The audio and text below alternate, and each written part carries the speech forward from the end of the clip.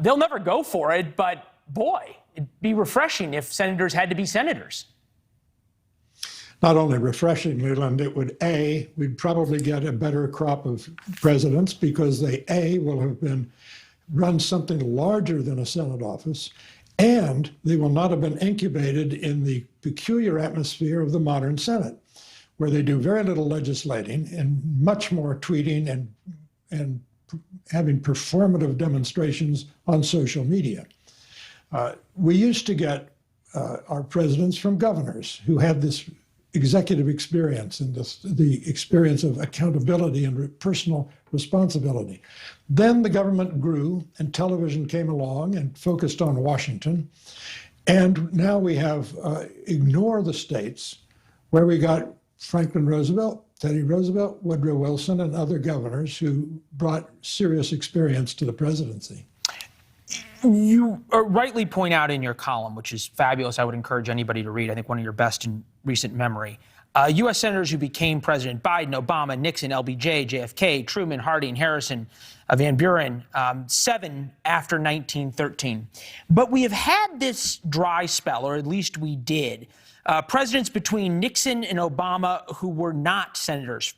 Ford wasn't, Carter wasn't governor, Reagan wasn't governor, Bill Clinton wasn't governor, George W. Bush wasn't senator, governor. How did we get that dry spell? And to your point, if we believe that governors make the best presidents, which history would tell us from both sides of the aisle, how do we get it back?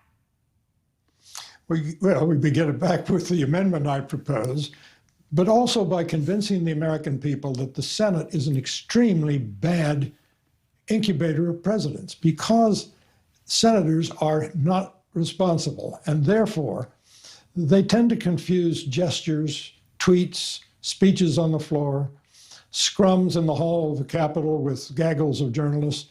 They confuse that with governing, whereas governors, as the name implies, actually govern.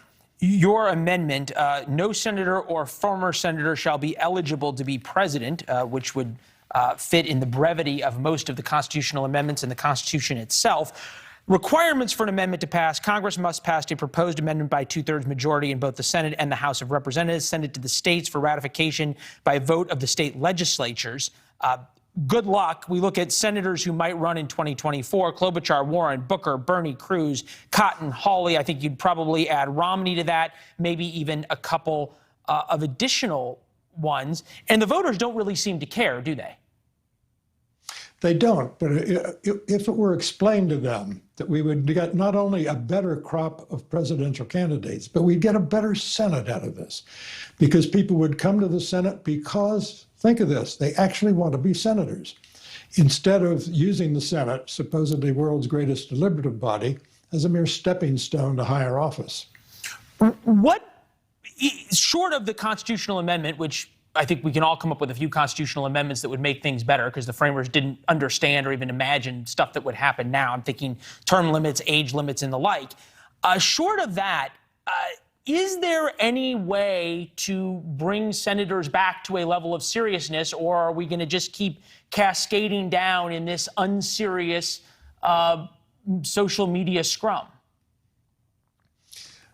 It's up to the senators, and therefore, at the end of the day, it's up to the voters to say, we want more serious people who really want to be senators. We want senators who will actually pass a budget instead of running the government on continuing resolutions, which is what they do when they confess failure at the fundamental business of governing. We have had, in the last 25 years, 128 continuing resolutions.